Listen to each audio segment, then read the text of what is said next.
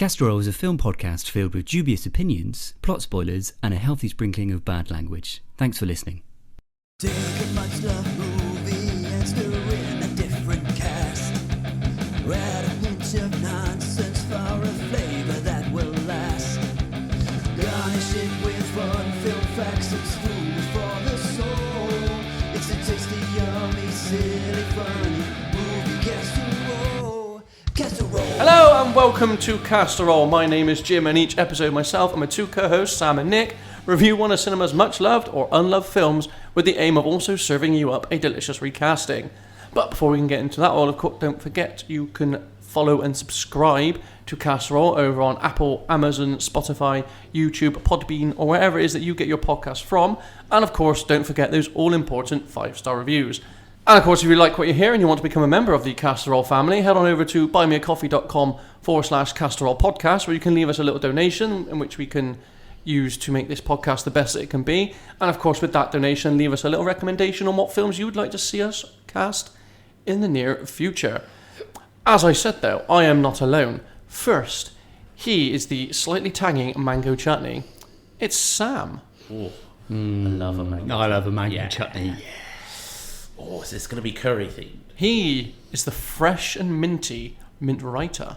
I love It's a Nick. little writer as well. The whole lot. You've got to have the whole, every chutney tray dish. Well. And as I said, my name is Jim. I am the lime pickle. I would put him down as a fucking lime Hang pickle. on there. Not everyone's cup of tea, but there is some weirdo out there that thinks I'm the absolute best. Yeah. We are the three dips to accompany this curry of a podcast. Let's recast a film. Not bad. Three dips. Sounds about right, yeah. Dippier and dippier. Yeah. Well, it's been a hot minute. How have we all been?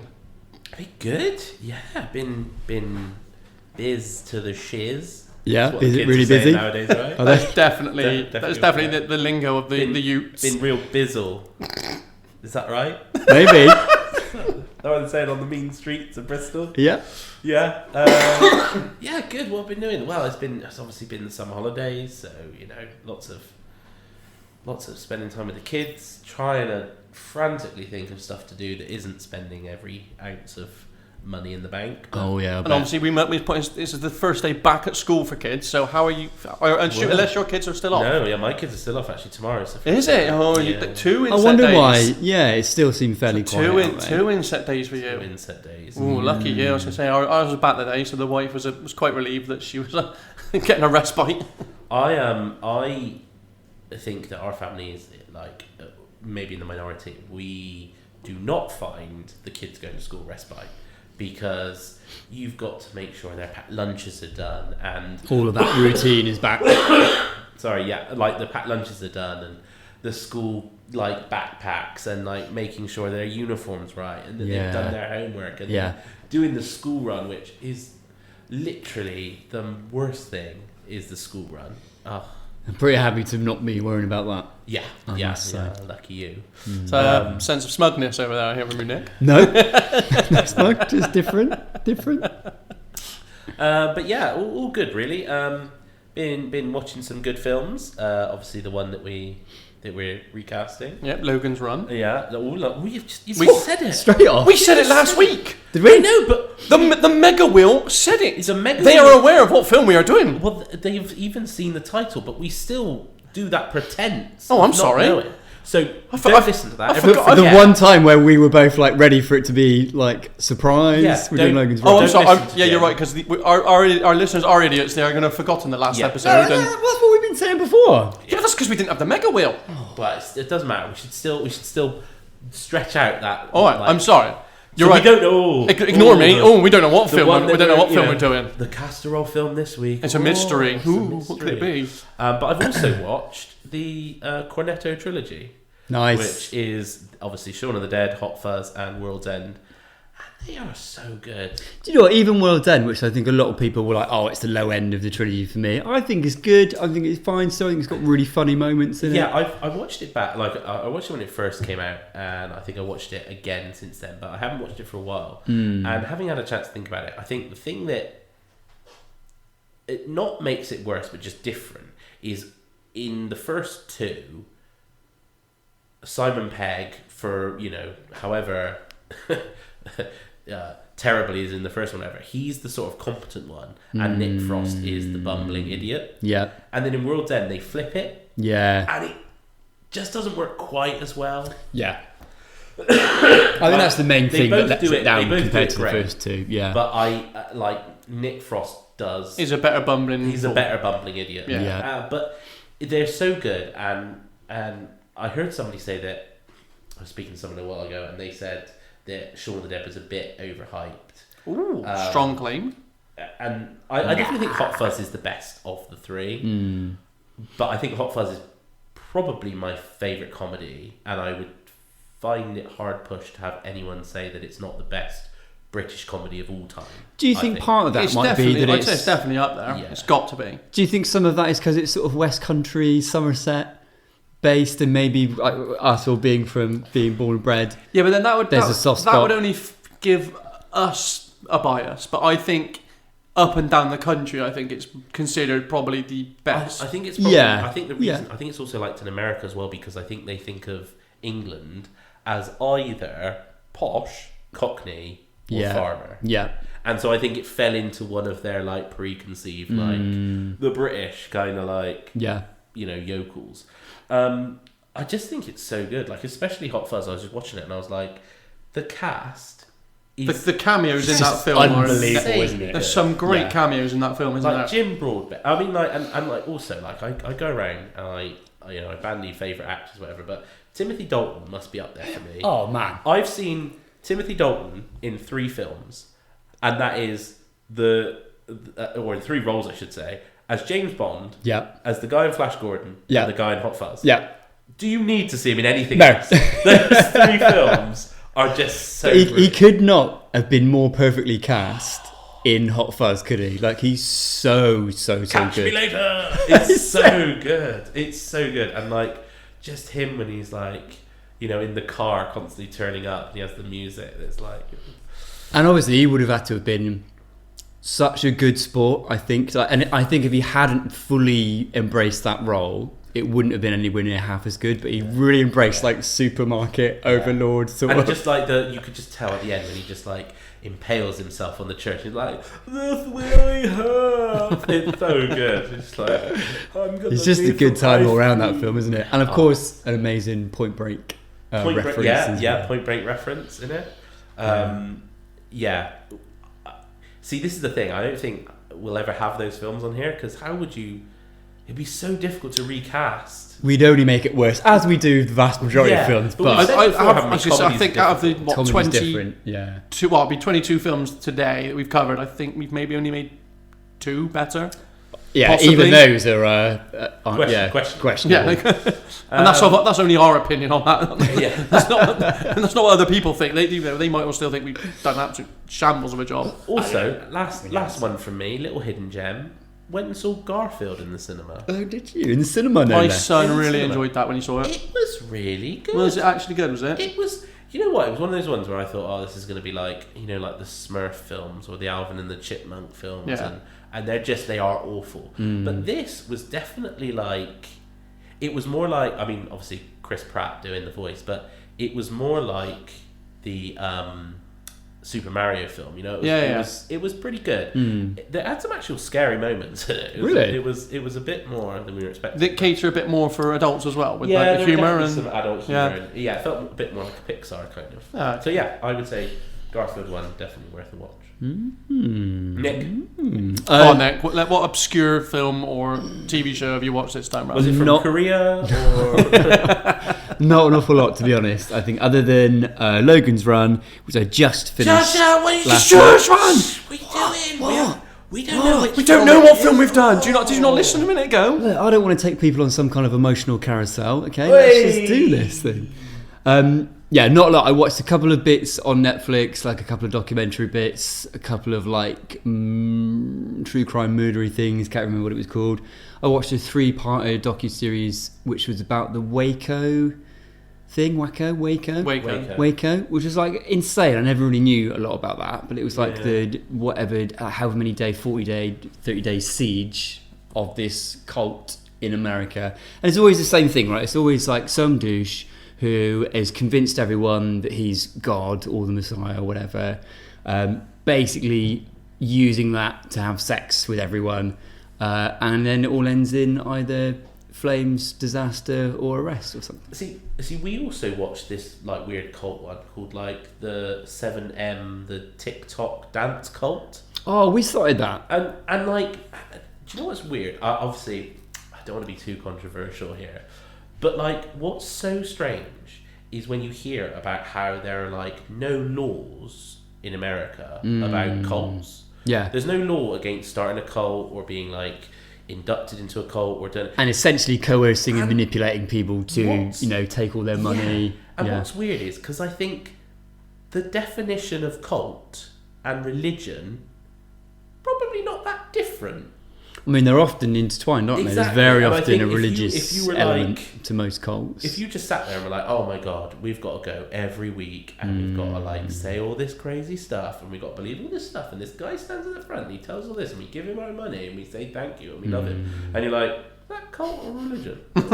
Sounds a bit culty. I don't really know what the difference is there. Yeah, so I mean, it just goes to show though that there is clearly a really ingrained human tendency in an awful lot of people to be sucked into that kind of stuff. Yeah, whether it's like an incredibly charismatic personality or, a lot of it. There's I guess aside from the religious-y ones, one of the really big ones are these kind of cults that are framed around. They look like a self-help group from the outside, and very often they turn into like quasi-religious-y, or like it's always the douche at the centre of it who's like, I'm the fucking messiah or something. So yeah, anyway, talking bit of cult incredibly charismatic douches at the centre of a cult, Jim. You could be a cult leader. That was a pretty good segue. Yeah, you definitely could be a cult leader. I'll accept that, but what are you trying to say about yourself there? We're followers. We're just happy to. That's fine. We're just happy to have fun. As long as you are aware, as long as you both appreciate your position and you get in line, that's fine. Can you imagine though, somewhere out there might be other Jims, followers of Jim. Followers of Jim. That's the name of the cult. Clipping my audio and dispersing it to the masses. What could they call it? The teachings of Jim. Oh my God. Jim Jams. Yeah. It wouldn't be the Book of Mormon, it'd be the Book of Moron. He said it. I said it before you did. Well, I was trying to think of something snappy to do with gout, but it's not, maybe at some point in this episode I'll just stand up and shout like, Jesus, the Guardians of Gout! Sit back down. Well, despite going away with the family for a week down to Tenby, which was absolutely lovely, I've actually managed to watch quite a bit. So, obviously we've had this week's film, mystery. Don't know what it is. Don't know what it is. Definitely not. Definitely isn't in the title. But I've also run away with you. I have also watched the first season of Sherwood on BBC iPlayer. I won't really get into that because there's other things I want to talk about. I've started to watch from the beginning of Star Trek over on Netflix. What Star Trek? Is it original Star Trek? Nice. As in Shatner and Nimoy. Nice. I don't know. It's just had a little thing. I was like, you got to the Triffids, the weird little furry. No, I'm only about 12 episodes in. They're kind of out there an hour each, man. These episodes. It's going to take a while. How many women has he slapped? So far, he beats up so many women. Shatner's like so far none. This must be like later in the run because so far he hasn't slapped anyone yet. Slapped so many women. He's building up to it. But two other films I've watched is Inside Out 2, which is phenomenal. Yeah, such a great little message. My wife in that took film. the kids to watch that. So really cool little message. And then I watched one of the worst films I've ever watched in my life. Logan's Run. No, you saw the director's cut of... No, I took back them last time. I know, you watched Borderlands. I've watched Borderlands, yeah. Oh, have you watched it? It's 100 minutes I'm never getting back in my life. See, it's so weird. I watched it. I don't understand how it can be that bad. Well, that's why I went into it, because I did with Rebel Moon, I thought, it can't be as bad as people have said, oh, this is horrific. Yeah. This is just the worst. And the fact that people... It makes me want to watch it, though. Yeah. Him saying that makes me want to... And the fact that there are people that work at Gearbox that were in on the film. Yeah. And you're like, how could you let this go? How could you sign off on this? Why did you not... especially when you look at the success of, like, the Deadpool movies. Yeah. and what the game is. If you it's, target if it's that. as bad as everyone's saying, you do wonder how they could go wrong with such a solid IP. Like Jack Black is woeful in this film. Everything that's meant to be funny is not funny. Like there's no charm to this film. There's no iconic bad guy. They ignore the abilities of the Vault Hunters. You know, they're not even Vault Hunters. Lilith is a bounty hunter at the beginning of this film. She's not a Vault Hunter. She gets sent to Pandora to retrieve Tiny Tina, who is and she's only crowbarred into the film because she's one of the more popular characters from Borderlands 2 onwards. Right. And, you know, they go for this whole rigmarole of making you believe that Tiny Tina is the siren. And then they ignore that Roland actually has this ability in the game where he can throw a sentry gun out. Never gets mentioned. Lilith doesn't get to use any siren powers until about the last 5 minutes. Like, this is just insulting to fans of the game. I mean, it's just awful. Truly, truly awful. Yeah, I mean, disappointing. It's tough, isn't it? Because I've played Borderlands 2, I think, but I don't think I know enough about it to be like, oh, he didn't use a special ability. Because I think that can be quite tricky. Well, these two characters are based off the first game. So if you've not played the first game, you're not going to know much of these other characters. But like, even so, like, it would be difficult in a game to like have those kind of eccentric sort of skills, I guess. But I guess the thing is, though, even with Borderlands, right? I think it would be fair to say it's not got the most in-depth lore of all time. No, right? but the whole very Borderlands comic games, book, with each iteration, they don't tend to change much. Yeah, which is fine because you don't fix what isn't broken. Yeah, and they're still incredibly fun to play. Yeah, you know, it's a looter shooter. It's got a very simple game loop, but you go into a Borderlands game knowing what you're getting from it. I went into this film thinking it can't be that bad. Surely there must be some redeeming features from it. Fuck all. Yeah, some weird casting. Like, I've never turned a film off midway. I came close with this one. So close to turning this film off. Wow. Well, there we go then. Do you know what? I've never turned off halfway the film we're reviewing this week. And what is it, guys? Because we haven't. No, wait. We've we've definitely not mentioned it 3 times already. But you're shoehorn back in your pocket, mate. Let me just take out my shoe. Yeah. So as alluded to last week, because the last time round, because you're not thick idiots and you already remember. We are recasting. It's also written on the title of this. And it's also written on the title. We are recasting. You figured it out, guys. 1976 is Logan's Run.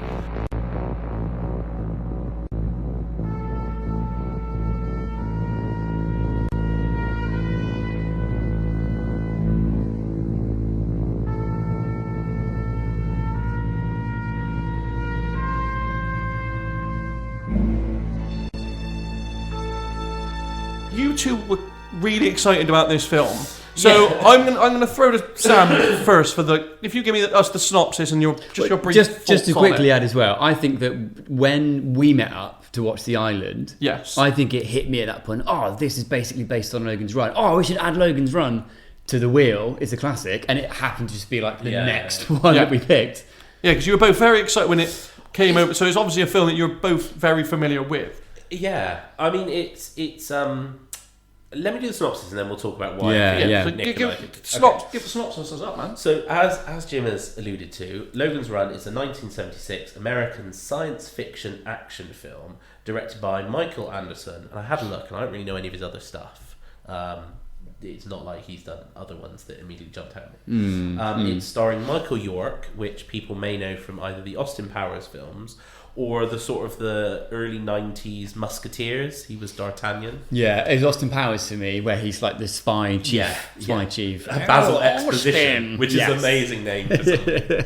I also know him from an actual BBC sort of film short series called The Master of Ballantrae, which was like this swashbuckling sort of action adventure from, again, sort of early 80s, late 70s. The female protagonist is Jenny Agutter, sort of a very famous actress. Richard Jordan, who plays the sort of, I guess, the bad guy in it, really. And also Peter Ustinov, who plays Old Man, which is obviously a very difficult one. But if you know the film, you'll know who it is. And the screenplay is by David Zelig. I'm going to go with David Zelig Goodman, and is based on a 1967 novel, Logan's Run, by William F. Nolan and George Clayton Johnston. It depicts a future society, on the surface a utopia, but soon revealed as a dystopia in which the population and the consumption of resources are maintained in equilibrium by killing everyone who reaches the age of 30.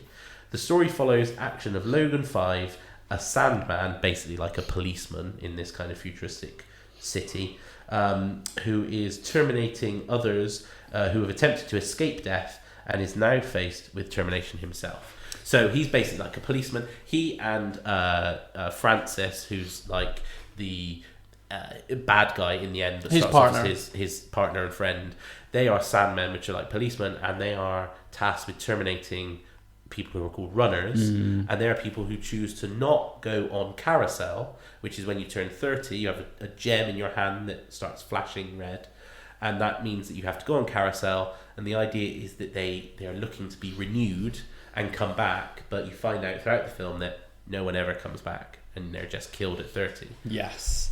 And watching this film, I realised I hadn't seen it since I turned 30. Really? Yeah. Nice. In a couple of years. So you started flashing. I realised that when I first saw this film, I was like, oh, that's quite a good long time, you know. Like probably 12, 13-year-old me when I first saw this was like, oh, well, that's loads of life. You know, you're old by then. And then I probably like saw it over when I at was 30. Mid to late 20s. And I was like, oh my God, imagine what it'd be like. And now I've watched it again. I'm like, I've been dead for 8 years. But yeah, I mean, Nick, like, you can talk about it, but for me, I think the reason that it's so iconic, and I think obviously it being in 1976, it comes before a lot of the science fiction tropes that we now take for granted. I think that's what it was for me. It was particularly watching The Island, where I was like, this film, The Island, was so clearly inspired by and almost a direct pull from Logan's Run. So much of what happens in this film, so much of like the way, like you said, that like the utopia or the dystopia is depicted, like so many of the ideas around think about all the films where there's some kind of futuristic existence and they breach out into like the desolated world afterwards. Like that's just featured so heavily in so many science fiction films. And it's the idea that everyone is ignorant of like the real thing. It's like this, like all things are perfect and all things, and then it's this sort of this dark, sinister underbelly, which is in just basically every science fiction film, right? And it's really, like, other than Star Wars or Star Trek. Think about like even films like, I don't know, The Matrix. Even that has the whole conceit around like when something creeps in and you start to question your reality. And so many films do that, don't they? That's like the basic conceit of them. So I think in that regard, it's hugely inspirational. It's had a massive impact.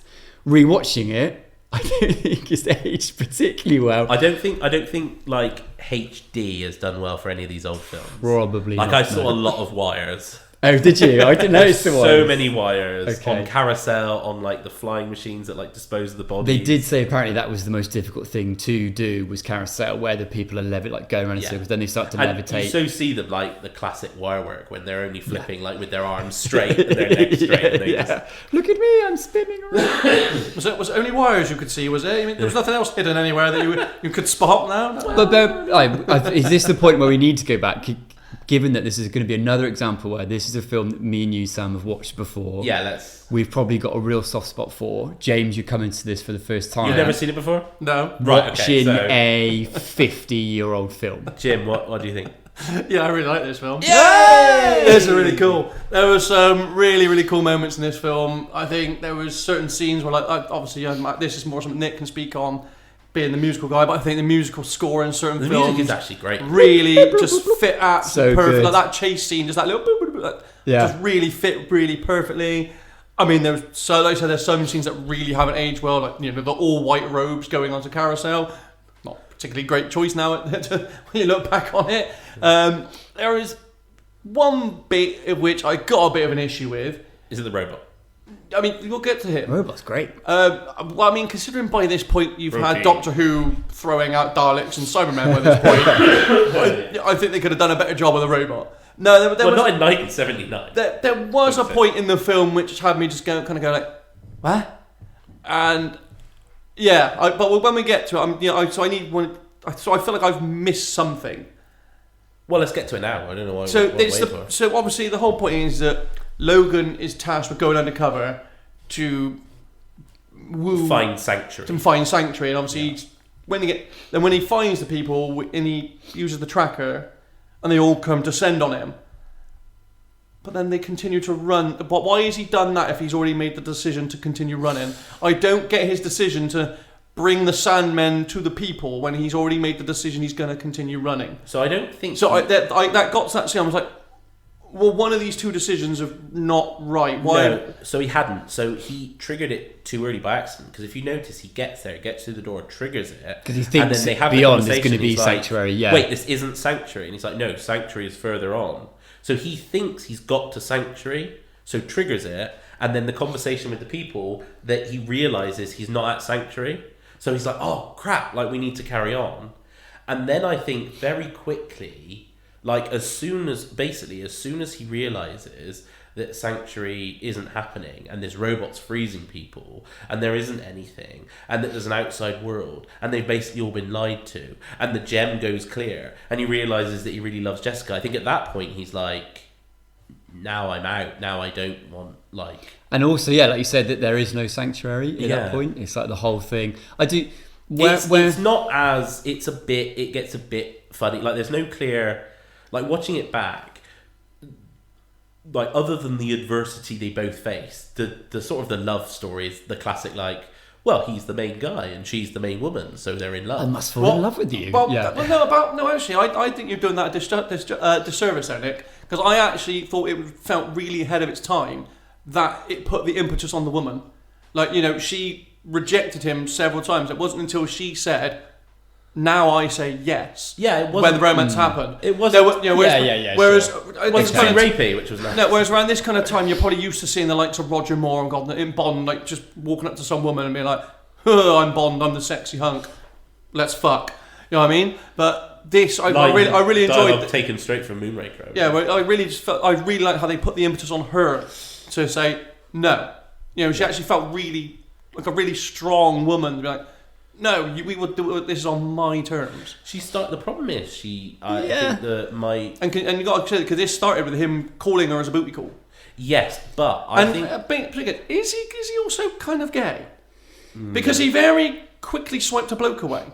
I think if you're swiping a bloke away, you're not. Yeah, but obviously he had the bloke on the screen, so was he? I think so. The film has been credited as displaying a future utopia, dystopia, where things such as sexuality, that there is a blurred line. So there's much more openness. It's just about pleasure, it seems. It's hedonistic, right? So, and that's one of the areas where I do think they missed some opportunities in this film to establish a much more interesting idea of like the lavish hedonism of this futuristic world, and where I think it falls down a bit, because I think a lot of the criticism of this film is by the time they get outside, there's that really exciting kind of, you're introduced to this futuristic world, there's the breakout, which is exciting. It loses a bit of energy once they're outside and sort of meandering a little bit. But where I think they need to develop it more, in Francis, you've kind of got the main antagonist, right? In that he's the one chasing. He still believes in the system. He also is clearly in love with Logan. Oh, do you think there is definite bromance? Francis stuff definitely developing? loves Logan. Yeah. Not bromance. Love. Oh, you think he's in love? Okay. Yeah. Why did Francis not know of Logan's mission? Surely with the computers and all that's going on, the computer told Logan this is your mission.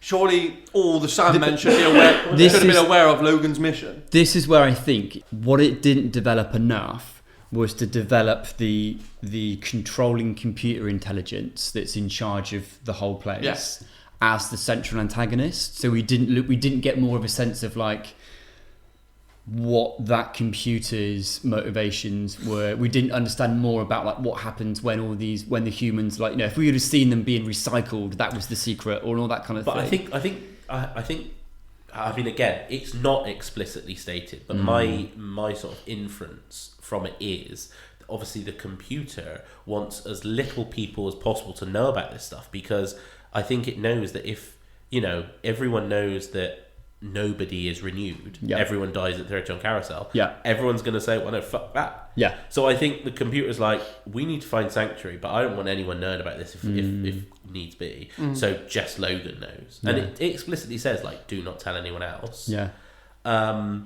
And it is very controlling. You know, Logan's like, you know, his gem gets changed, so he's like, you know, aged. Yeah. You know, and he's like, do I get those years back? And the computer doesn't say anything. And but I just would have liked a bit more to develop that idea that like that's the central antagonist, the system itself, and kind of that's waiting for you back in the city. That comes back to one of my other issues with the film. I felt the pace was really quick in this film. Like we like 20 minutes in, and he's already on a run. Yeah, and I think that's... he's already... I think it's like 22 minutes in, he's already running... I think that's quite good, because it's... But it's a 2 hour long film. Yeah, it could have done with more world building in the city. It's a 2 hour long film, and we're like 25 minutes in, he's already trying to make the run, you know, and it's like... So that felt like it just went really, really quick. But do you think, like, again, maybe I'm giving the filmmaker too much credit, but do you think it's, like, the stuff in the city is fast? The stuff outside is slow. Yeah. Because in the city, there's all these people. It's frantic. It's running. It's lavish, a mechanized machine. And outside, it's nature, and it's a dead world, and it's slowly dying. I don't know if anyone puts that right. Going back to the relationship between Logan and Jessica, there's a really funny bit where they've been outside. I think they're on their way back with the old man, and they're by the campfire, and the old man is explaining that his parents were like stayed together. They had him, and Jessica's like, Logan, I think I would like that idea, staying together, raising children, and being married. And then Logan makes this sound. And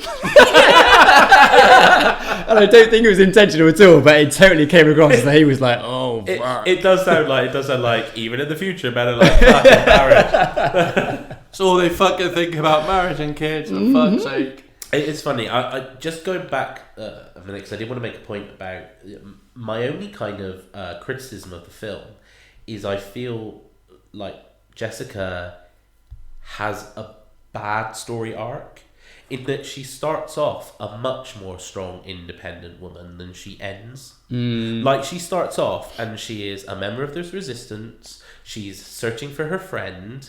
She, you know, has this, you know, she knows about Sanctuary. You know, she knows to say no to Logan. You know, she doesn't want to sleep with him, even though he's a Sandman. She's not intimidated. When he first asked her about Sanctuary, she won't give up the information. She goes and tells the people, and she's like, you know, protecting Sanctuary and everything. And then by the end of the film, she's like, Logan, help me. And it's a bit of a not good story arc. I do also think she's not that sort of badass renegade member of the resistance. She's almost manipulated by them too. A little bit, but at least she's kind of independent. Yeah. You know, she's aware of what she's aware of what she's doing. But it almost shows that, like, it almost then kind of devalues it a little bit by being like, oh, but she was just waiting for a man. You know? Did any of you guys feel like centrally all of the acting, aside from Peter Ustinov as the old man, was, even for the 70s, quite wooden? I don't know. Peter Ustinov's so good. Oh, do you know, he's so good that when he's on screen, I was just like, there's like a really fucking good actor. It's funny you use the term wooden, because one of the notes I've written down is that I got some real, like, Captain Scarlet vibes. Yeah, you know what I mean? A lot of kind of false... There's a lot of wires in that as well. Whether it's intentional or not. I got some real, like, Captain Scarlet and the Jetson vibes. That's why, especially when they did that nice little overview of the city, which I assume was just a model on the table. Love that though. But the way they managed, the way they filmed that and still made it look massive, I thought was such a cool opening shot. Yeah. Really liked it. In their defense, again, like I feel like it is difficult because in essence, Francis, Logan, and Jessica, the way that this system works, they're essentially playing children. And that's what I came to the realisation of, was like, if they were to redo this as a modern remake, I feel like it would work just as well if they were just as kind of wooden and false, because they are like made to believe everything's great, and they're in this very kind of... So the person that I've cast as my Logan, I very specifically picked it from a film that he's done, and it kind of like controversial, but the what he's playing in this film is a very naive, uneducated, doesn't know anything about the world at the start of the film, and then by the end is like this kick-ass cool character. And I think that's kind of the level you need to be at, is like, you know, almost like Scarlett Johansson in The Island, where she knows nothing, and it almost feels awkward when she's getting hit on, because it feels like they're hitting on a child. You know, the same with Jessica and Logan. They're children, and Peter Ustinov's old man character essentially tells them everything about the world. Like, they don't know anything. It's crazy. So I think that wooden acting is, you could put it down to actually just them trying to act, you know, very kind of like, oh wow, you know, everything. I love that analogy though to Captain Scarlet, like, because even some of like the shots and stuff where they're like during the chases, it was like, right, we're gonna run across like the shot, we're gonna run from A to B. It was almost so staged. It was like, and go. Oh, I'm running, I'm so excited. And then when then get to the end and he shoot, it almost looks like he's a puppet doing the shooting. And then it's like, who taught you to shoot, dude? Because it's like he stood still and you're going armpit. Like, it's like, who? It's like, is this where Lucas got, is that like the first runner in the Is this intro? where Lucas got the inspiration for the stormtroopers or something? They're trying to miss him, right? They're trying to miss it. They're playing with it. Tell that to Francis. I don't think they were there, because when they chat afterwards, they were like, the whole point of good shot at the end. And you kept on missing. No, Logan. I thought the whole point of chasing the runners down was that they were killing them. No, they were toying with him. It was like cat and mouse thing. Okay. And then Francis. But I thought their end goal was to take them out. It is eventually, but they were playing with him. Like a cat plays with a mouse. Like a cat plays with a mouse. A cat's end goal is to kill the mouse, but he likes to play with him first. And then Francis killing him showed that Francis can't control himself enough to have that game. He just wants the kill. It was showing the difference between Logan and Francis, where they're both killers and they're happy with it. I don't know, I just felt like Logan had a shit shot. No, it was very deliberate. It wasn't giving off cat and mouse vibes. I did enjoy the chase did, but the shooting, I was just like, it just gave off. It's shit almost shot. like that. It's almost like that thing, you know, where they throw a knife and it like sticks. That's what I was thinking. I was like, that's yeah. designed as like a thrill. This just looked like him, just looked really incompetent. No, it was definitely meant to be like that. I was a big fan of the hairdryer, or maybe even hair tong ray guns. Yeah, they were good. They would sort of like fire sparks out I actually, do you know what I was a fan of? We talk about the wires being bad and stuff, but the effect where like the cleanup team sprays the body and it just decomposes. Quite good. It was It's clear that the shot pauses, and they do everything on a still frame, but it's still pretty good. It was alright, yeah. I think there are some, the imagery in a lot of this film, like you said, Jim, like the model making, like setting the scene of the city was really cool, along with the sound effects, which were incredibly like beep, pop, pop, pop, loads of cool synthy stuff going on. And then I think they juxtapose that well with when we're outside in the real world. It switches from all of the synth score to full orchestra, so it feels much more natural, and that sort of lends to that vibe of you're in the real now sort of thing. But a lot of the imagery, like the sets, I thought were really cool.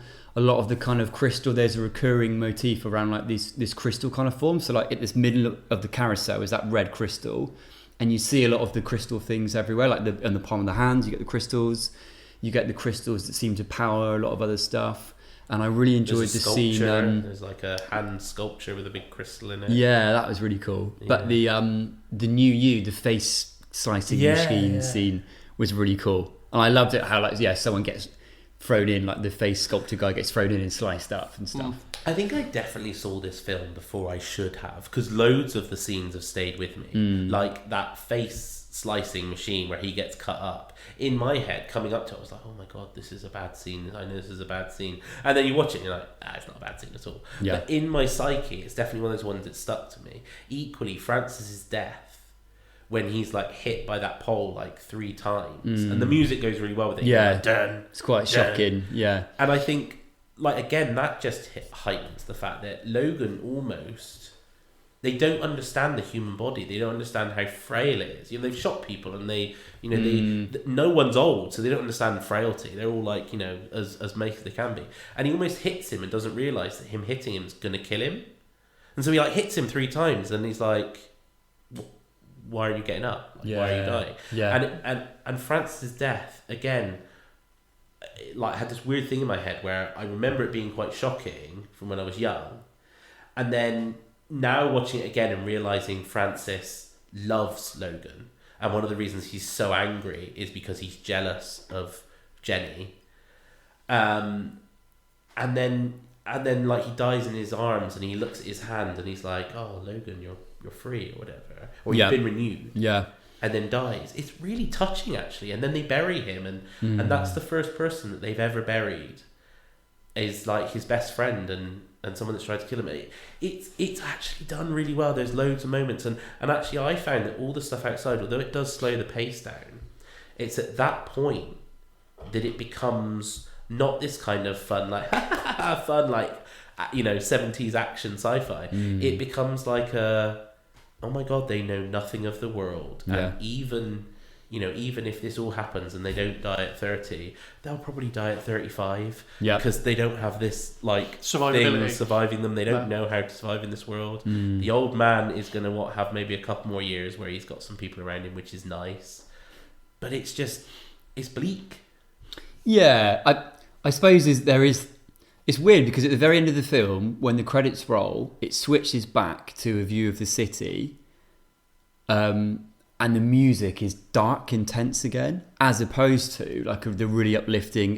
What it's meant to feel like, that everyone's free again. And that's one of the other themes to this film, is that sense of going back to nature and going back to the real world and embracing family values and all that kind of thing. And it's contrasting that to this incredibly fake life that's been created. But do you know what the score really reminds me of, actually, is the first Alien film?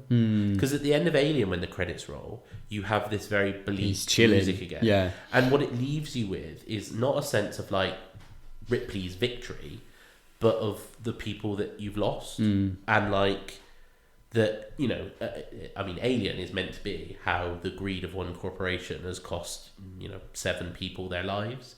And that like somber, sad music really does that. And I think, again, in Logan's run, you're not left with like, oh, they've done it, everyone's escaped. It's like, oh my god, like, I think it's meant to be a warning. It's meant to feel like a warning, isn't it? Yeah. Like let us forget like that, what nature means to us. And I think that's what makes this film like enduring. Let's bring Jim on this, because I feel like we've run away with it. We've waxed lyrical. You've waxed lyrical a lot. Let's get you back in. Yeah, so I was just going to ask you if you had like a scene that stuck out to you at all, because for me, the scene that's really stuck me the most is that carousel scene, like at the beginning. Like I actually found it really quite harrowing. It's vivid, isn't it? Like the music obviously goes really well. It's really dark. You're seeing these people just spitting up, and it's like quite trippy as well. But then when they cut to the crowd and they're cheering as if they're watching someone like Messi or Ronaldo smash one top bins, and you're like, it's almost like orgasmic, isn't it? They're in this they're getting off craze. on this thing. It's like, what is going on right now? Renew. Well, it's almost like it was such a harrowing scene. I was like, fucking hell, this is quite a lot. Well, it's like we're saying about it had me think like, what is yet? Like, had me think like, what's still to come in this film? If this is how we're starting in the first 10 minutes, what's to come? Yeah. And I'd say it kind of went from strength to strength through the film. I mean, again, we'll get to the robot in a minute, I'm sure, but that was Do you know what? I feel like, I think it's been bandied around for ages, but a modern remake of this film, if you had the right director and cast attached to it, which I've tried to do with my casting. Michael Bay, obviously. And you get the island. And you really leaned heavily into those striking, quite shocking images, and you weren't afraid for a bit of really making the violent scenes violent, and the hedonistic scenes quite shocking. I think you'd have an incredible film on your hands of this. And I would give it to someone like, I don't even know how to pronounce it. So maybe someone like Brandon Cronenberg, who I spoke about with a film like Possessor, which I think you guys still haven't watched, but it's the way it depicts like this futuristic world is visceral. Maybe someone like Denis Villeneuve?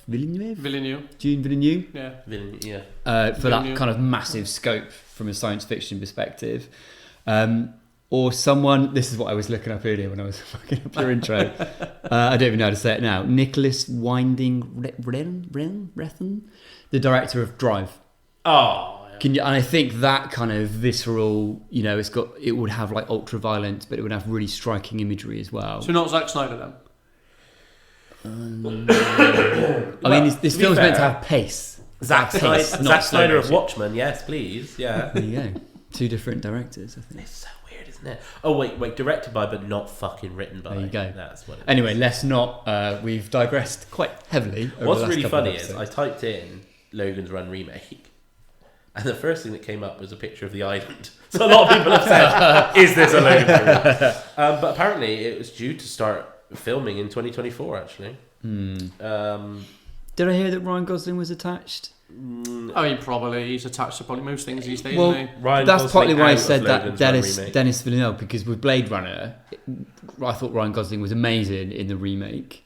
But I think for Logan's Run, depending on what they call the age bracket, because for the film, they pushed it up to 30, which was the age bracket to accommodate Michael York in the cast. It's 25. Whereas in the novel, it's 20, I think. Is it 20? I think so.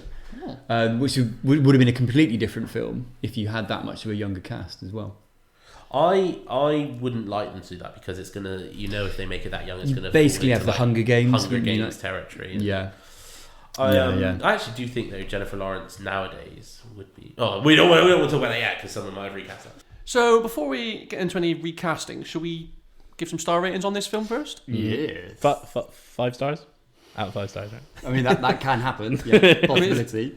In many people's If it's something special, it absolutely can happen. Right, okay, so we know that. But I mean, it's out of 5? Or is that 5? Is that 10? It's Everyone do your fine. Look, everyone do your own fractions. I've been doing 5 stars on Letterboxd, okay? So well, he's come back. Yeah. I've been using Letterboxd a lot lately to kind of keep track of the films I've been watching. So I thought he'd gone up to 10. I thought it was only a matter of time before he was on a percentage out of 100 now. I want to see all his feedback on eBay. Is like, this was a great package, well delivered, but why isn't this out of 10 stars? Look, I mean, be grateful. I'm not. I could operate the Dave Meltzer star scale, okay? Oh, fucking hell, yeah. Great seller, 4.1258. Yeah, it's good stuff. So yeah. Well, I mean, I'll kick off if you want. Yeah, go on, then. Good. This is one of these sort of tricky ones because I think with star ratings, you've got to take into account sort of is it like for me, it's not just the film. It's not just how much I enjoyed it. It's also like the impact it had. So I would probably say that sort of the legacy that it left kind of bumps it up at like half a star point for me. Yeah. So I really enjoy it. I really like it, and I think for that I'm going to go 4 stars. It's a solid 4 stars for me. That's coming in strong. It's coming in strong because I think if I just watch this, like you know, taking into account like wires and dodgy effects, I know you've got a bit of a problem with the robot, but like it's really enjoyable and fun, and you're like, okay, 3 stars, and then you look at it and you're like, actually it's got kind of a message that doesn't ram it down your throat, but it's interesting, and the interplay between the characters, and like I say, you can watch it and you can get different things from it. Like I think actually is Francis in love with him, and there's another layer to it, and I think actually they're playing a cat and mouse game, purposefully missing the runner, and sort of Francis kind of freaks out, and so for me that's an extra half a point. And then the legacy it's left, and sort of the design, and how for their limited budget and limited sort of technology, how they made it look amazing, that's an extra half a point. So I'm at 4 stars. Fair enough. Can't argue with your reasoning. Can't argue with the reasoning. Nick, what about yourself? I'm not quite that high, I think, but I'm very much. Sorry, I'm very much along the same lines as you. So I think, like conceptually, in terms of the vision and the world it creates, and the the excellent 70s effects. I love that the world building that's going on. I love the sort of utopia or dystopia. I think where the film falls down, like we touched on, I think the second act or the third act kind of loses a bit of energy. The ending is a little bit. Yeah, but it's got more Peter Ustinov, so yeah, that's always a good thing. Oh my! I'd like to have seen him when they travelled back, when they brought him back. I would have liked to have him been a bit more stubborn about not wanting to leave the cats. Yeah. And all the cats needing to come with. That would be worth a star. Just a giant backpack on Logan's back. All the cat heads just poking out. I'm going to go... And again, I think the other thing that lets it down is some of the characterisation, particularly in... Jessica. Just totally forgot the name for a minute. Yeah, so on that basis, I'm going to use the Jim mechanism here. I'm going to go quarter star. 3.25. 3.2. Oh, hang on, we're allowing these now, are we? You brought it in. Nick's allowed you were both deadly against it. All right, 3. 3, not No, it's fine. If you 3.5. want to go quarter, because I wanted to go quarter 2. No, I'm going 3. Because three. I've been toying with I'm toying with how I wanted to rate it. Because for me, I'm like, do I go 3.5 on it? Because spoiler alert, or just go 3.5. Let's move on. I don't know if I want it because because obviously I did really enjoy the film. I really enjoyed a lot of the messaging in it, just the flow of the film as well. It was a really, really enjoyable watch. Again, for the times in the 70s, just what they managed to achieve, really impressive. But I was toying with how high to go. I think my ceiling was 3.5, but it's too good for 3. So I was like, I want. That's why I like the idea of a quarter star. This is the inner workings of his mind. This is how we got to the point of no 5 stars. Jim, This is why I want the quarter star, because it's like sometimes there's a film that you're like, does it deserve not quite 3.5, but it's better than the 3. So it needs to have this middle ground. But I will just give the ranking that I've given on Letterboxd, which is 3.5.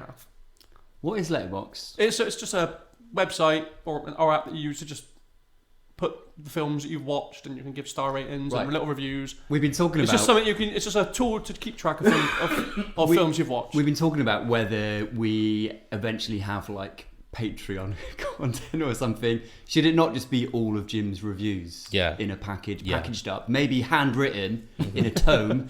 I mean, I can absolutely. I think like what we should do is it'll be a poster for that film, but instead of like the newspaper like 5 stars like an epic, it'll just be like 1 star. Like they were just chatting for like huge scenes of this. I'm sure your written reviews are probably much more eloquent though. I'd like to think they would be. I think it's when you're going ad lib is perhaps where you stumble, where that stream of consciousness is just going. Yeah, do you know what? I think I feel like the inside of Jim's mind is one of those like machines where you drop a ball in the top and it hits off different like a plinko machine. Like your head is just a plinko machine. Like, well, you know what? It's sometimes it's bad. Like it could have landed anywhere, but it landed in that one.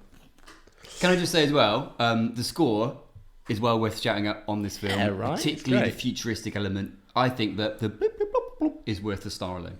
Well, the chase scene. Shout out to the blibbity blibbity. Yeah, the music is epic. Can we talk about this fucking robot? Okay, let's talk about the robot. What the fuck is with that robot? It's the most piss poor attempt at a robot I've seen. So from a practical effects, even for that not great. even for that time in cinema, that's piss poor. What's crazy is it's what like 6 years before C-3PO and R2-D2. Yeah, which is like so much. Like, oh my god! Yeah. Like every scene, you can see this bloke's mouth and chin. Like in every fucking scene. You see his tongue at one point, like it's in like, the steel for mouth. fuck's sake! I know this film probably didn't have the biggest budget, but for fuck's sake, you could have probably have given him something to hide the face completely. I didn't think it was too bad initially because I thought that the voice was so good and what he was saying was so creepy. Yeah. Until it kicks off and he gets out his fucking ray gun, silver ray gun, or whatever. I'll tell you what it is. It's none of the practical effects. It's the CGI overlay of the like tunnel collapsing. That was so bad. 3 shots on top of it's like someone's quickly drawing it like on like tracing paper and like putting it in front of them, and they're like, oh no, and it's like this terrible. It was so bad. That is bad. I mean that early 70s, but again, can you imagine how effective and creepy in a modern remake that reveal would have been as to like, oh fuck, like no runners ever. This is as far as anyone's ever got. And I still didn't fully understand like what his deal was. Like talking about plankton and fish. So basically, he was a robot for like the old city whose job was to take like the food stock from these pens and prepare it for the city. But the food stopped happening. Yeah. But his directive is store food for the city. And the only organic life that came through was humans. So it's like, I must store this protein. So it would have been even better if the city was still using that protein and it was feeding back the frozen runners. I mean, it probably was. It just wasn't ever shown or teased at all that actually this was, and one other thing I did like as well, when they went to, is it Cathedral? Yeah. Really reminded me of the Lost Boys Hook. Yeah. Really got a lot. Oh, like where the young delinquents. Yeah, like the warrior and things like that. It's really got. I was like, I really like that. I realised. Did we say our favourite scenes? I mean, you haven't. I spoke about carousel. I kind of said I like the face swapping slicey laser. Yeah, mine is. I think I did mention it. Mine is the Francis death scene, or possibly a bit earlier on where Francis sort of catches up to him and he's like, "What are you doing? Like, I saw you let that runner go. Like, I covered for you. Like," and he's like, "Francis, get out of here!" And I think Francis is definitely my favorite character in this because he's so tragic, and I think any scenes where he's in it is very good. I think actually mine is a toss-up between the face lasery stuff and the first time that Peter Ustinov's beard gets stroked. His reaction to that. It's just so my. He's amazing. He's really good. He's great. Okay, well, with that all being said then, our favourite scene's locked. Should we cast a roll? We're ready to put the ingredients into the pot. Let's do it. We're ready to recast.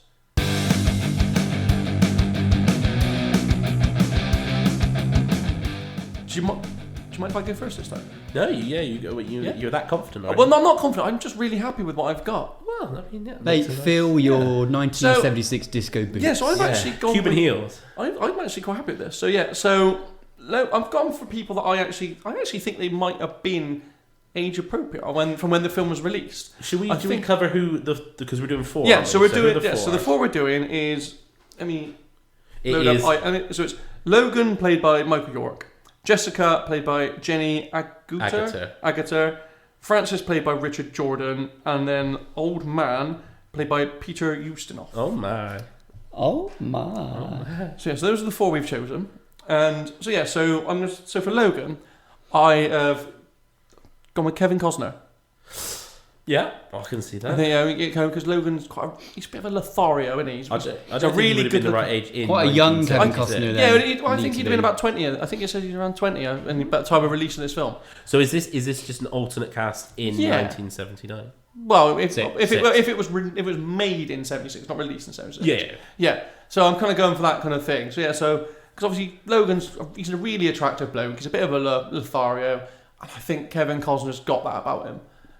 Yeah. Okay. So would you have, because Michael York is doing, it's not quite an American accent. It's the only way you can describe it is a Michael York accent. I wasn't really sure what accent he was doing. So would you have Kevin Costner doing the same kind of? I would just have Kevin Costner do it. I don't think accents would actually matter. No, I don't think it would. But I'm just interested because he's so unique. Accents don't really exist, though, do they? Yeah. I would just have Kevin Costner do whatever. That's good because I feel like Kevin Costner can only do Kevin Costner. Yeah. So pairing him with Francis, I've recast with Kurt Russell. Yeah, I think Kurt Russell. That's interesting because I would have thought Kurt Russell more of a Logan, but I can see him. I can see him definitely doing the cocky and then turning to kind of. Yeah, it'd be quite interesting to see him in that kind of antagonist role. An older Kurt Russell, by the way, absolute shout for Old Man.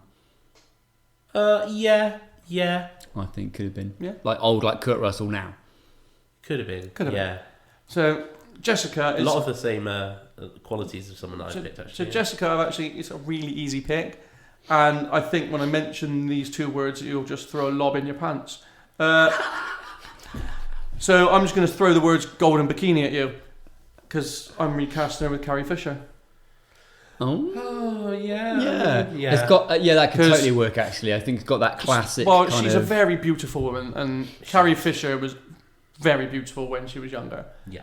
I mean, she wasn't exactly bad looking when she passed away, but I didn't know what she looked like on her accident. This ghost is so weird. I mean, saw her in the casket. I would have. Yeah. This is so weird.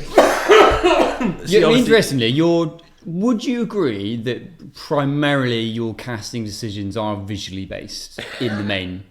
I would say only with Carrie Fisher. Okay, cool. Because quite often you introduce casting choice and you say about their looks and stuff. No, I think I've only picked Carrie Fisher. You're not saying isn't important based on the looks because of how I think quite strikingly beautiful Jessica is as a character, and Carrie Fisher is that as well. Yeah. And then for this is where I take a little turn because this one isn't age appropriate for when the film was released. Okay. We're having got to do some time travel here. We got to do some time travel and some raising of the dead. Because Crazy Old Catman. So I know this is quite a serious sci-fi film, but I felt that this character was begging for a bit of comedy. So I want very specifically Robin Williams from Jumanji. Okay, now. For old man. For old man. Okay. I very specifically, I want Robin Williams. So we've got Jumanji, a 20-year-old Kevin Costner. Yeah. Probably about a 20-year-old Carrie Fisher. Yeah. And then we've got Jumanji era Robin Williams. Yeah. And a 20-year-old Kurt Russell. And a 20-year-old Kurt Russell, yeah. Yeah. Well, I think Kurt Russell... Robin Williams would be great. Like, oh, I need my cat. That's what I mean. I just felt that character was just screaming for a bit of that, and Peter was still really good, but I felt like it needed a bit more. And I think someone like Robin Williams would really. It's definitely a different energy, yeah. It'd be a very different energy, but I think it would still work and fit to the style of the film. I feel like Robin Williams doing lines from Cats is definitely. I didn't realise quite how many Cats quotes were in this film. But yes, I never picked that up before. No, Angelical Cat. So that's my 4. I like it. I like what you've done. I've done a similar thing. I've done like all a cast that would be right if it was released mid-90s. Nice. Like that, time specific, yeah. I like it. I think the strongest one is, for me, is Carrie Fisher. I could definitely see her, that kind of, that line where she's like, aren't you a little short for a stormtrooper? Like, I can imagine like her like materializing and being like, you're a Sandman. I think she had a bit more sass and attitude, which would be good actually for the character. Jenny Agutter in this has sass at the beginning. That's my point. She has sass and she loses it. Yeah. It's strange. I'd want Carrie Fisher to stay as Kick-Ass. Yeah. Oh, I like it. Yeah, nice. So, who wants to go next? I don't mind, I can go. I can go. Go on. Alright, so what I've done is, I alluded to it before, I think this could be an amazing modern remake.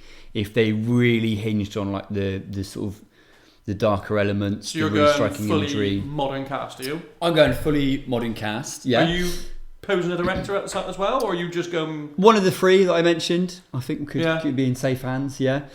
So I started off thinking about my Logan. And I was throwing around, like, I thought about people like Ryan Gosling, but a bit too old now. Sort of dry Vera Gosling. Yeah, now it would be like, Carousel 50. Yeah, 2X. Then I was thinking like Robert Pattinson maybe, but again, probably a bit too old. And then I stumbled upon someone who I feel like has got a really sort of classic look and feel about them.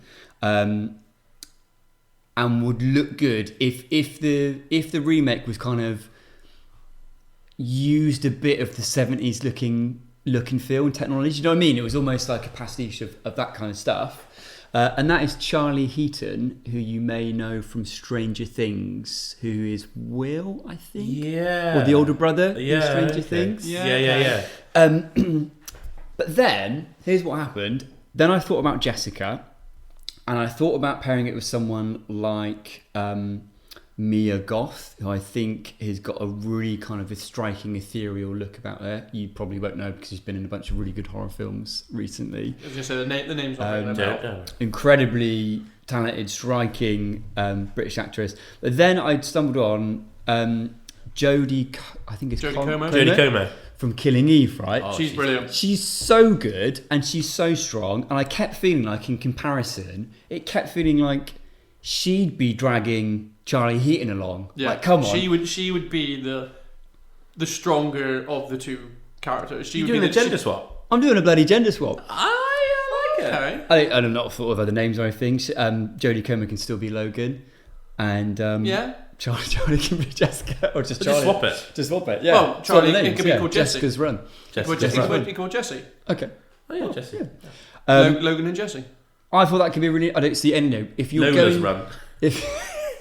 If you're going to go as far as depicting a film in the 23rd fucking century, I'd like to think, unlike The Island, you could have the balls to swap those very atypical gender roles. I like that. The only thing I would say is, speak. can we still just call them Sandman?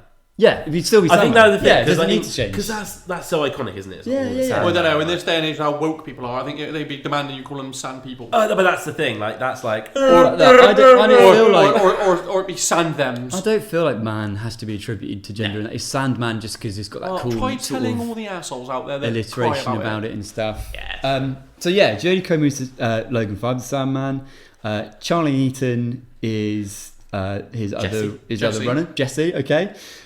Then I needed a Francis, and that's where I thought actually maybe you could have Mia Goth, so you'd have the two female characters. So you've done a gender swap on Francis as well. Well, possibly, but then the other person that I had for a Francis, I came back to Robert Pattinson. I think he could be a really good Francis pick, and then I also thought about our good pal Timothée Chalamet. Oh, Timothée Chalamet Would actually He'd make be a really good Francis because he'd have that kind of slightly arrogant snobbiness about him. You kind of want to hate him a little bit, but he could also seen him as have a that bad kind guy, of. have we really?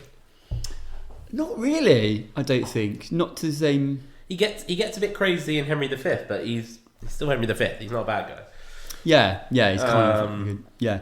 Yeah, I like Timothée. So that's where I've gone so far, and then there's only one person that could possibly play Old Man. He was born to do it, and that is Gary Oldman. Oh, Gary Oldman. Thank you. That's a good show. I was knocking about with Benicio del Toro as a bit of a curveball old man, who I could imagine kind of a bit more disheveled, kind of gone a little bit nuts, even more nuts as the Crazy Cat guy. But I mean, it just works. And also doesn't it? see how many Puss in Boots references you can throw in there at the same time. That are you thinking of? You're thinking of Antonio Banderas. Yeah. I am. You're right. Yeah, you're right. But yeah, so that's my cast. That's good. I like it. That's my modern like remake. Yeah. So Just dawned on me here, we're going to have one real fucking weird cast going on here. If I've gone back to the age of 70s, 70s, you've gone modern and you're going 90s. This is going to be a fucking weird mix. Yeah. We're trying to I mean, the throw only in. way to resolve this is to pick all of mine. Really. or I mean, mine. it would be if Either or. it would be if Robin. flip a coin. It would be if Robin Williams wasn't a better choice than Gary Oldman. I mean, that's fine. Robin Williams is. I mean, is a choice. It's a choice. It's a choice. Yeah. It's a better choice. I actually think a better reference would be him in Bicentennial Man, because him at the end of that, he's very kind of grandfatherly and us seen a lot. That's not the energy that he went quite a young Robin Jim's Williams. thinking when they discover him, he's wearing like A leaf hat. Oh my god, how long have I been out here? He's beardy. I mean, and he's just swinging on vines around. You ain't never had a grab like me. Right, anyway, so I've gone, if it was redone in the 90s, director-wise, Guillermo del Toro. Oh yeah, He See is where you're so going. good at see where like... you're going. But quite early. early. I'm thinking like almost like... What did he start out with? well, he did like Pan's Labyrinth and... Way before that, this would be. I think. Yeah, but I don't know his His really early independent stuff. Yeah, but I'm thinking of like kind of, you know how he created that world in the second Hellboy, and it was just like all these interesting shops in the market and From a world building perspective, the world building, like he would just make it amazing. Yeah. So for my Logan, I've kind of got, and like I said, like I picked somebody that very specifically from a film does this like not knowing much about the world to then being cool. I've gone with Jamie Foxx, and the reason I'm thinking Jamie Foxx is very much from oh my god, I've just blanked. Django Unchained. Yes. Obviously, the reason he's innocent in that he's a slave. Yeah. And I remember an interview, and he was saying like how he started filming, and Quentin Tarantino was like, okay, go. And he was like, hey, and Tarantino was like, stop, I knew this would fucking happen. You're a fucking slave. You don't know anything. You're not cool. Like, be a slave. And it's like, I think like, obviously Logan's not a slave in this, but it kind of is. But like that whole kind of like not knowing anything, not questioning it, like staying in his lane, and then kind of breaking out, had very much Jamie Foxx in Django. It'd also be quite refreshing to see a black man in the utopia. Yeah, I mean, I don't recall seeing any. no. There is that as well. This utopia was very whitewashed, which kind of has a horrible undertone in itself. Yeah, I think there were. not great. I don't think it's meant to be. I think it's just like 70s kind of. Yeah. But Yeah. So I do think as well. I think that could work. He could have some of that coolness and arrogance because the Sandman, they are kind of revered as like the cool police, aren't they? Like, oh man, it's a Sandman. Go past. So he could carry that kind of cool. yeah, but it would be kind of like a veneer of cool. Yeah. And then he kind of becomes kind of kick-ass kind of thing. Because I actually, the more I think about it, Jamie Foxx has got a lot of range. Like, films I've seen him in recently, I saw him in Django Unchained, I saw him in Baby Driver, where he's like a fucking scary psycho. And then I saw him in the remake of Annie, which is just so crazy. But anyway. So yeah, I really like Jamie Foxx for that. So Francis, who was played by Richard Jordan, I've gone for, again, an actor in a very specific role. And this is an actor where he's only been a bad guy twice. And they're my two favourite roles for him. Tom Cruise.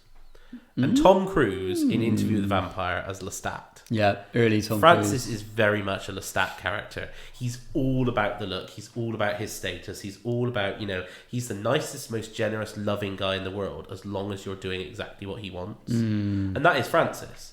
And I think the idea of him kind of being like this preening sort of fop and then kind of like going a bit crazy is like, what's he doing? Why isn't he listening to me? Like, I think that'd be really nice. And also, I love the idea of like Tom Cruise playing a guy that's supposed to be in love with a guy. Like, he can do his own stunt, but can he act gay? So I really like Tom Cruise. Tom Cruise's greatest role. Like young Tom Cruise. Young, foppish Tom Cruise could work. I like both of those. I'm just struggling to see them together at the moment, but keep going. Well, keep but going. I'm Maybe it'll come with together. you. I'm not picturing them two together. Isn't it? Isn't Have they Jamie ever- Foxx have and they Tom ever- Cruise in? I was going to say, have they ever been in a film together? Collateral. Collateral. Yeah, great film, Great film. but it's a very different era. It's a different For era, both and of them. it's a different power dynamic. Yeah. But they're good together. Well, For my Jenny Agutter as Jessica, I've gone with someone who I think she's a brilliant actress. She would have been very young in this, maybe 20, and I think of her as like her sort of innocent but fire is Kate Winslet. So especially I'm thinking Kate Winslet from Sense and Sensibility, where she's like the younger sister, and obviously it's like a period drama and stuff, but she's so fiery and passionate and idealistic in it, and then sort of learns about the woes and reality of the world. And again, that's a very similar sort of story arc to Jessica in this. And Kate Winslet's gorgeous, and I think she would deliver some of those hammier, sort of cheesier lines well. And for my old man, obviously Michael Caine. He's not who I've gone with, but I just had to put him in. Yeah, crowbar him in. Yeah, Well, that's me. I'm their son. He's just he would be brilliant. But I've actually gone with, and this is somebody because I was trying to think. You need somebody who you just love instantly and who you really don't want to die. is it Jim Broadbent? It's not Jim Broadbent. Very similar. But I've gone with Richard Attenborough. Thinking specifically from Miracle on 34th Street or whatever it is. Oh man. Not Nightmare on Elm Street. He'd be mega sweet. But just like... I'm aware of Miracle on 34th Street. Don't worry. Miracle on 34th Street. I'm aware of that one. He'd be super sweet. Just think of him as like Santa, and it's like, lush. I was almost expecting at least one of us to bust out the almost too easy Anthony Hopkins for Old Man. But Anthony Hopkins, the thing is, Anthony Hopkins is never lovable. Old Man isn't an Anthony Hopkins role. He can be. Yeah, he can be something it's like... not an Anthony Hopkins role. You don't reckon? No. Well, Anthony Hopkins would play it where you'd think, is this old man going to kill them in their sleep and eat them? No. But yeah, so that's mine. So Jamie Foxx, Tom Cruise, Kate Winslet, Richard Attenborough. Oh, I got to say, I don't like it. Oh, Sorry. Which one specifically don't you like? Because you can't say Jamie Foxx. What I'm struggling with that cast. Is this your way of trying to get that one in the bank? Yeah. It's like, no, I have to have But then Logan. we can't not pick his because sexist. So, oh my god. So basically what we're saying is, not Kurt Russell, Kevin Costner, you're in. No, we can't pick yours because lobotomy. Well, okay then. So between the three of us, let's pick a brand new one. Because if we can't not pick yours, we can't not pick his. We'll have to cherry pick. What I was struggling with is, and it's more to do, I think, with the central style of the film, at least the casting of the film that is in my head, and that is a very kind of quite dark themed, visceral. It's going to be really looking at like the hedonistic nature of this futuristic society, with a lot of like unnerving imagery. And I think the cast in my head that you put forward feels a little bit too glitzy, star-studded for that. Maybe. I mean, so that's why I wouldn't have gone. It feels more like an action romp that you've suggested. But that's the thing. Like I think again, like I think you're saying, we thought of different films. It would be more yours. I've gone with 90s classic. Yeah, and action. in that regard, I think it works. It would be almost Men in Black style kind of. We've almost thought of three different films, three different interpretations. Okay, well let's go through because it's going to be an interesting pick one a whole to pick. cast. No.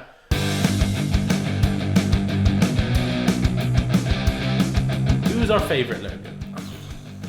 I mean, yours is throwing a fucking curveball in there. It's a very, because if we pick Nick's, it's then we've got two. You almost have to pick. We are then getting very 21st century because it's going to be a lesbian couple. If we just take not necessarily. If you also pick mine, we're not going to be picking that one. If we just take it, I'll tell you now, we're not. That's absolutely not happening. Why not? If we just because take it, out of the two, Kate Winslet and Carrie Fisher completely trumps your option. Charlie Heaton. Yeah, not at all. I think most people would think that. So when we get to that, I'm just going to look at Sam and I'm going to discuss Sam. What do you mean? I think if we just take each character, I do really like Jodie Comer as Logan. I think that would be an interesting. It'd be an interesting dynamic. turn. Yeah. Just to throw it out there, I do also think if you had a male, or any other Logan, I also think she'd be a really good Frances. Yeah, if she was in full Killing Eve, like badass. Yeah, mode I think as that would be too easy though. Almost. It would almost be too easy. Yeah. There's a lot of crossover from the Killing Eve. You throwing Jodie Comer has made it really quite hard because we've then in more ways than one. Because we've then got to try and consider every other option with the cast. Yeah. Like who? I didn't say it would be easy. Being perfect. Who? No, I'm not saying we are picking Jodie Comer, but like, if we did, who would we pick? Oh, no, I've got it. Let's do a full swap. Yeah. Let's do Jodie Comer as Frances, and let's do Kate Winslet as Logan.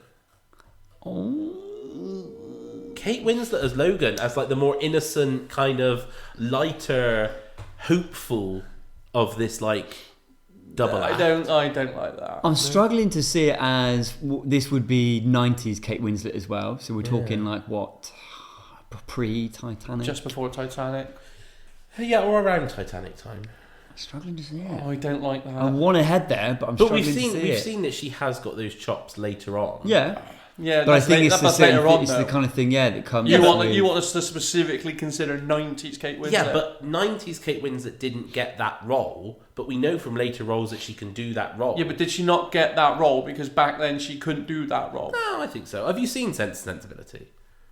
I mean, it's a Jane Austen period drama. I'm not sure. You know who you're talking to, right? Yeah, but it's the kind of thing I would have expected you to go. It is. Yeah, all of it. I think it is the prequel. I think it's the prequel to all the Fast and Furious films. Sense and Sensibility Drift. Yeah, drift off to sleep. It's that carriage, just all right. Well, fuck it. I do like Jodie Comer though. I do think she should be in here somewhere. Maybe this is one, just throwing it out there, where we don't have to, because there's no way, right, a amalgamation of our three casts is going to be it won't work. No, anywhere near as good as each of the individual interpretations we've gone that in we've three gone very for. different directions. Yeah. So it's none of it's going to work. Well, what I'd much prefer is that we could leave it as that, and fingers crossed, we ask people to give us their thoughts. Let's do a poll. Let's do a poll. Or even just email in. Tom, here's looking at you. Yeah. Someone needs to email in and tell us. Or anyone else other than Tom. Or Neil. Or Neil. This is our call to you. Email in with who you would choose. Yeah. Who would you choose? Because, I mean, me, obviously. Yeah. We're clearly at an impasse as to... I mean, I'm willing to concede that mine, out of the three, is the weakest of the three. but I just don't. It's got some good people in it. It's just not different enough. I'm not about the full cast. I'm not about my Logan is the weakest of the three. I'm willing to concede that. I just don't. I just don't know if I like Jamie Foxx enough. I'm like struggling to picture Jodie Comer. I'm struggling with Jamie Foxx just because even like you were talking about with the whole Django thing, where he was directed to just lose a bit of the cool about him. I still feel like he's just got, because he is so fucking cool, he's got a bit too much of that about him to be this kind of... He would be like the cool Sandman sort of dude. But again, it's going back to each of our interpretations of the film. Like, to me, that is not the Logan character. I feel like he could... The thing is, you're totally right, but I feel like Jamie Foxx is a good enough actor to be able to play that coolness is a facade. And then you would see it drop, and then you would see just the authentic badass come out. You know? Yeah. To be fair, the real one that I'm attached to is I really think Tom Cruise would be good as sort of the slightly unhinged, maniacal... I mean, imagine him doing the running. The Tom Cruise running. Oh, he is runners. I do. Where I keep thinking one about of the funniest runs. Where I think of Tom Cruise, he can run at 18 miles an hour. Wow. And that's when it's slowed down with in slow motion. Flawless posture. Is what they said, which is why. And did you know that when he runs in a film, the box office bumps by 30% or something like that? It's Seriously, weird. That's why he runs in all the films. Surely not. Yeah, that's mental. That's an actual genuine stat. Yeah, when he runs, the box office goes up. Yeah, if he runs in a film, the film does 30% better. I mean, I'm not going to a Tom Cruise film to watch him run. But you are going to a Tom Cruise film knowing Tom Cruise is going to Tom Cruise in it, and one of the things Tom Cruise does is run. The scene where I can picture Tom Cruise as Francis is just after Logan's when Jessica's gone home, when she's come over from the teleportation booty call or whatever. When Francis comes home with two young women, two women. I could picture the style Cruise come in Logan, the kind of real foppish. And I could picture him sort of going slightly more and more mad as he's chasing and probably refusing to believe the reality that he's seeing.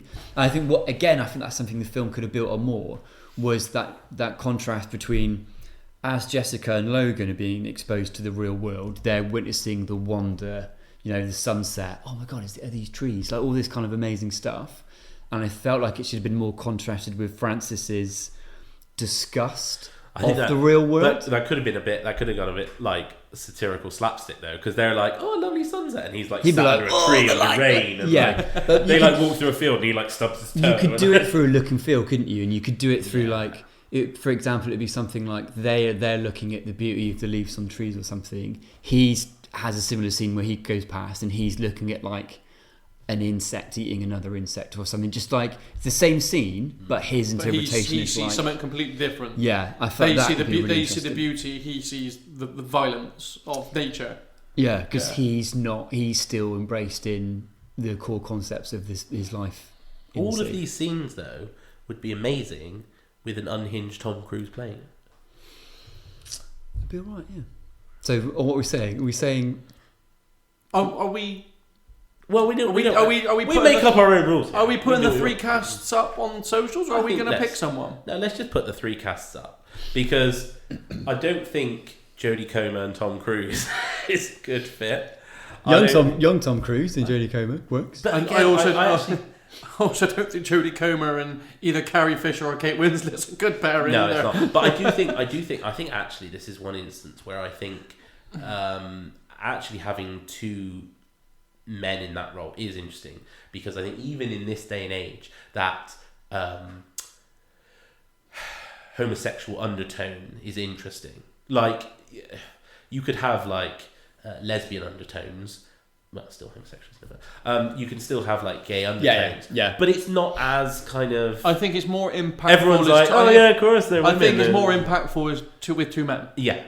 And I think that, because you realise you're oh, he's just a buddy, and he misses the fact he's a buddy cop, and oh wait, no, actually he loves him and he's jealous of the woman. And interesting, that's another allude to Interview with the Vampire, isn't it? Because that's got a load of those kind of undertones going on the through stat it. Is Oh, right. So is this where we have to compromise and bring in fucking Kevin Costner Well, no, because we're just as gonna Logan. Well, no, because we're not picking. Actually, hang on. Why don't we got like? Do you know who would actually make a good Logan as well? Brad Pitt. And we just basically do an interview with the vampire. Logan. So do Brad Pitt, do Tom Cruise, Who else is in that? Kirsten Dunst. Alright. Jessica. I think Antonio Banderas is it, isn't he? Is he? Yeah, is he? Yeah, I think so. Okay. He'll be Box, He could be the robot. the voice of the robot. Yeah. Cool. And then old man. the sea. I am a robot in boots. And then Wait, let's look up the cast and just whip. Okay, this is now an interview with the Logan. yeah, Okay, so Brad Pitt's Logan, is he? Brad Pitt's Logan. Tom Cruise is that. Yeah, Kirsten Dunst is is a bit young. Jessica. Oh, Christian Slater's in it. Antonio Banderas Oh yeah, is in Christian it. Slater. Who could be the old man? Who's that like weird vampire that like ends up killing Kirsten Dunst, and he like does loads of flippy stuff, and he's like, and then Brad Pitt cuts his head off. Oh, who is that? I don't know. There's You know loads of what people I'm here. talking about though. Do you know the name of the character? Is it Santiago? Yes. Armand? No, that's Daniel. No, Armand is Antonio. Don't know. Don't know. Don't I mean, know. this is some great podcasting. All right, so fuck it. Brad Pitt, Tom Cruise, Kate Winslet. Michael Caine. Can I Hang on a have minute. Gary Oldman? Hang He's on a a fucking minute. jellicle cat, all Where right? where the fuck are we shoehorning Kate Winslet in? How was she getting the nod? Oh, yeah, where's Kate Winslet come She'd from? be brilliant as Jessica. So would fucking Carrie Fisher. So would Jodie Comer. No, she was. No, she wouldn't. Oh, all right. What? All right, we'll go with Carrie Fisher. This is Hang on a Mental. minute. Well, that's Gary Oldman as All well. right. Gary Oldman's in. I've not fucking agreed to Brad Pitt. It would work though. Those two. I mean, yeah, I'm sure it would, but fucking hell. I just don't feel like Brad Pitt is. For me, the Oh, character fuck of off, Logan. Jodie Comer. Forget Jodie Comer then, which I really love that switch. It needs to be if it was a man, it needs to be like someone who's a little bit almost sort of ethereal, wayfish. It needs to be like a Robert Pattinson, Christian Slater. Christian Slater, Timothée Chalamet. Chalamet. Do you know what I mean? There's that certain kind of a young Tom Cruise even could also be a Logan. Look, I think we're never going to get. I think we just need to put it out to the socials All right. and see who Who likes Orlando whose Bloom. interpretation the best? Right, yeah, that almost as well. I don't think we're ever going to get a solution here other than to put it out on the socials and just see who gets picked. What about And Orlando whoever's Bloom gets- and Johnny Depp? But Johnny but then Depp again, could if we base be it on a the Logan. socials, Totally we could. do. No, remember, Johnny Depp is Francis. but we do have to remember that when we fucking running, mate? do have to remember we did this exact same thing for Ghostbusters, and they picked Nick, and he picked Vince Vaughn. Hello. So our listeners are insane. I sense another victory coming on. No, they definitely picked me. Come on. No, I'm pretty sure the poll was. I mean, I'm fairly certain Golden Bikini's going to win it. Only if you're not wearing it. I'll tell you that. Dear listeners, there's only one way we can settle this, Yeah. and that is upon your lofty shoulders. Oh, I thought you were going to go all Harry Hill on it then, slap the table, and go fine. Yeah, well, that too. So, how do people get in touch? Yeah, so they can get in touch with us via our socials at CasterrollPod or via the email casserolpod@gmail.com. Let us know what you think about each of our castings. Obviously, there will be a poll over on our Twitter and probably even our Facebook, which you can find us again. Just search for Casserole Podcast or just Casserole. I can't remember what it is, and it'll all be there. Join the page, like and follow it. Get involved in it. Get involved. Get involved. Now- We would love to hear from people. Absolutely. Unfortunately, Sam did inform us that there's no audio aperitif this There's week. no audio aperitif. So we're going to This episode's a fast food. You don't get audio aperitif for the So fast Fair we're enough. going to be going out in style with the Mega Wheel. food. Mega wheel.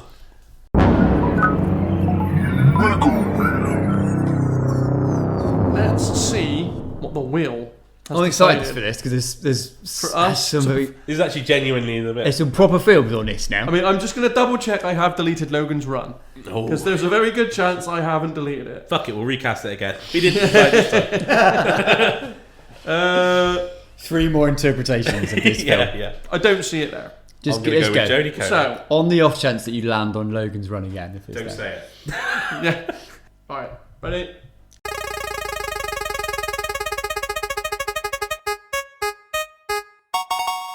Oh, okay. This will actually probably work better as our Halloween one.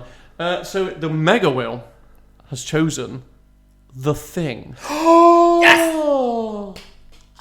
The original, right? It will be, of course, be the Kurt original. Russell. Have you seen this? And this is actually going back. This will be, for everyone who remembers me putting a tweet of a list of films, this is the one film from that list that I have seen. It's such a good So this is film. a film I have seen. I've definitely got this one on DVD, so watching it. So yeah, this could be an interesting one. That's going to be a It's real treat. quite a small cast as well, isn't it? Yeah, small. So again, central this is cast. gonna be- I don't think we us. can recast all of them though. So again, there's going to be just a few No. few names that we're going to pick, and probably again just do one each and argue over who's just who's. I definitely think for the lead we should do Kurt Russell. He'd be good in this. You will be good in this. Yeah, He'd he'd be good in this. be really good. Yeah. He'd be really good. Great Really shout. Yeah. Yeah. So yeah, so that is all from us. As I said, if you want to get in touch with us, or just touch us, head on over to I have a spicy mango chutney. head on over to Castorol Pod over on X, or email us castorolpod@gmail.com, or of course head on over to our Facebook page. Just search for Castorol and we'll be there. Socials. Get in touch. And until next time, where we are going to be recasting The Thing, the original, not the remake. So Oh man, it's giving me shivers very thinking about it. It's such a great film. I've been Jim. Goodbye. I've been Nick. Goodbye. Yeah, and I've been Sam. Bye. Movie casserole, casserole.